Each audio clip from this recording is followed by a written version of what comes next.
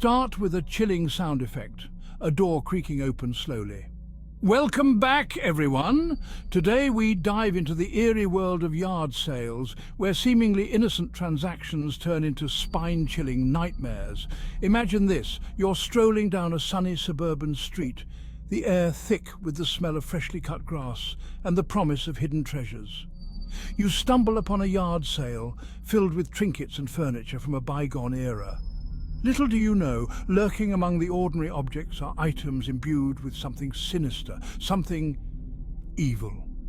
So, lock your doors, turn off the lights, and get ready to explore the dark side of yard sales with 3 true horror stories that will chill you to the bone.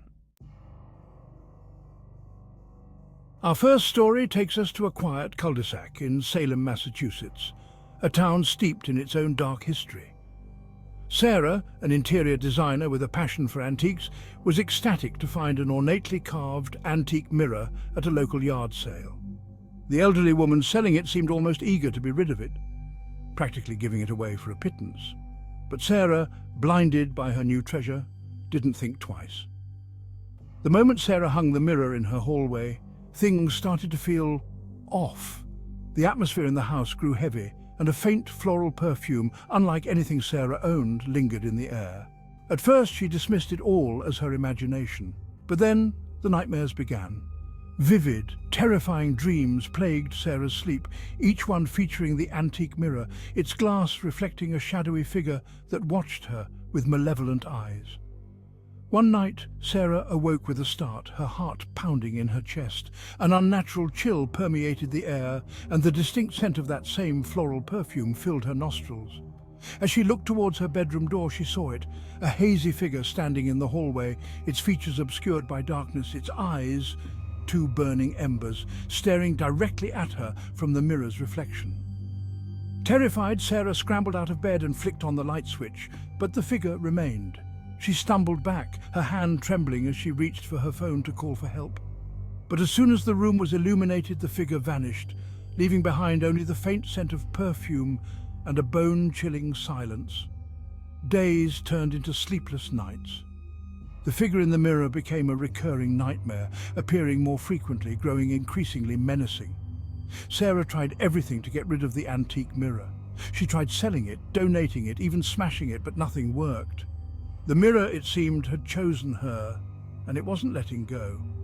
Exhausted and terrified, Sarah decided to investigate the mirror's history. Her research led her to the local library, where she unearthed a series of newspaper clippings detailing a string of unexplained deaths in the 19th century, all linked to a mysterious antique mirror.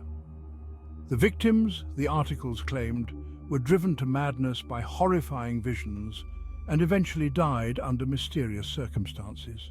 Desperate, Sarah sought the help of a paranormal investigator, Miss Eleanor. Miss Eleanor instructed Sarah to cover the mirror with a thick black cloth, a temporary measure to weaken the entity's hold. She then led Sarah through a cleansing ritual, her voice echoing with ancient words of power as she banished the entity back to the depths from which it came. The experience left Sarah forever changed. She kept the mirror, now covered and hidden away in her attic, as a chilling reminder of the darkness that lurks beneath the surface of the ordinary. Our next tale takes us to the heartland of America, where a seemingly harmless yard sale find unleashes a torrent of misfortune. John, a single father struggling to make ends meet, thought he'd found the perfect gift for his daughter Emily at a neighborhood yard sale, a beautiful porcelain doll with rosy cheeks, bright blue eyes, and a lacy white dress. Emily, like most children, had a fascination with dolls, but there was something different about this one. From the moment John brought it home, Emily seemed inexplicably drawn to it, refusing to let it out of her sight. She would spend hours talking to the doll, whispering secrets in its ear, her laughter echoing through the house. At first, John was pleased. Emily had been having a tough time adjusting to their move, and the doll seemed to be bringing her out of her shell, but his joy was short-lived. Soon, Emily's sweet, innocent demeanor began to change.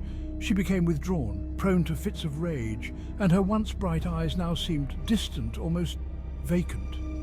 John brushed it off as a phase, but as the days turned into weeks, Emily's behavior grew increasingly erratic. She would wake up screaming in the middle of the night, her tiny body trembling, her eyes wide with terror as she pointed at the doll, whispering about a bad lady who wouldn't leave her alone. Then the accident started. Small, insignificant mishaps at first, a broken vase, a spilled glass of milk, but they escalated quickly. John would trip over furniture in broad daylight, injuring his ankle. Emily fell from her swing set, fracturing her arm. Each incident seemed to coincide with Emily's increasingly disturbing behavior and her attachment to the doll. One night, as John was tucking Emily into bed, he noticed strange markings on her arm. They were small, almost like scratches, clustered around the area where she would hold the doll. When he questioned her about it, Emily seemed confused, claiming she didn't know how she got them. But her eyes, filled with a wisdom beyond her years, darted nervously towards the doll sitting perched on her bedside table. John's concern turned to dread. He couldn't shake the feeling that something was terribly wrong. He knew that he had to get rid of the doll, and fast. Our final tale takes us to the bustling streets of New Orleans, where a seemingly harmless puzzle box purchased at a flea market becomes a harbinger of misfortune. A young couple, Mark and Jessica, were captivated by the intricate carvings and antique charm of the wooden box.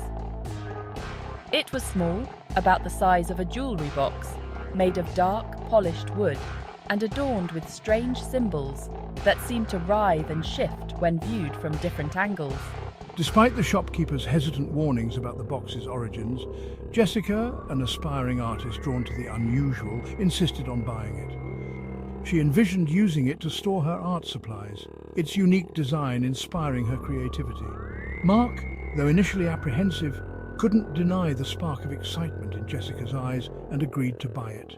That night, as they sat down to examine their new treasure, a strange energy seemed to crackle around the box.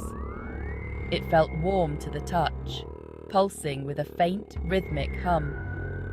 As Jessica traced the intricate carvings with her fingertips, attempting to decipher their meaning, a sense of unease settled over her. Suddenly, the box sprang open with a sharp click, revealing a series of interlocking wooden pieces, a puzzle more complex than anything Jessica had ever seen. Intrigued, they spent hours trying to solve it, each failed attempt amplifying the unsettling energy that emanated from the box. As days turned into weeks, the puzzle box became an obsession for Mark and Jessica. They neglected their work, their friends, even their own well-being, consumed by the allure of the unsolved puzzle. The air in their apartment grew thick with frustration and a creeping sense of dread. With each passing day, misfortune seemed to follow them like a shadow. Jessica, once a vibrant and promising artist, found her inspiration drying up, her canvases remaining blank. Mark, a successful architect, began to make careless mistakes at work, jeopardizing his career. Arguments erupted between them, fueled by their shared frustration and the growing tension that permeated their home. One evening, as Jessica sat hunched over the puzzle box, her fingers raw from countless failed attempts, she noticed something strange. A faint sweet aroma seemed to be emanating from the box, a cloying scent that reminded her of decaying flowers. The smell made her head spin, and a wave of nausea washed over her. As she leaned closer, she could have sworn she heard a whisper, faint and raspy, coming from the depths of the box. Panic surged through her. She slammed the box shut, her heart pounding in her chest. She knew then that the box was not a game, but something far more sinister. Desperate to break free from the puzzle box's grip, Jessica and Mark decided to seek help. They confided in an old woman who lived on the outskirts of the city, a woman rumoured to possess knowledge of the arcane and the forgotten. Yard sales, with their promise of hidden treasures and forgotten relics, can be a treasure trove for collectors and bargain hunters alike. But as we've explored in these chilling tales, not everything that glitters is gold. Sometimes the most innocent-looking items can hold the darkest secrets. So, the next time you find yourself browsing through tables of trinkets and pre-loved possessions, Remember these stories. Be cautious, trust your instincts, and think twice before bringing home that antique mirror, that vintage doll, or that mysterious box. End with a chilling sound effect, a door slamming shut, followed by the fading laughter of children.